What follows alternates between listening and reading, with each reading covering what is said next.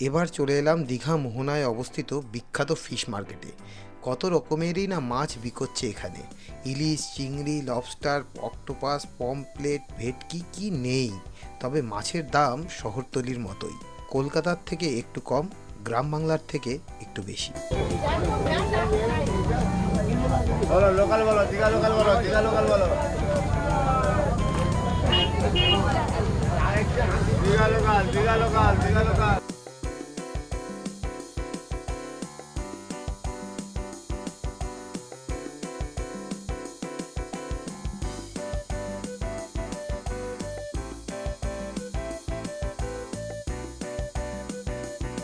এইগুলো হলো শুকনো মাছ, অর্থাৎ আমরা যেটাকে শুটকি মাছ বলি।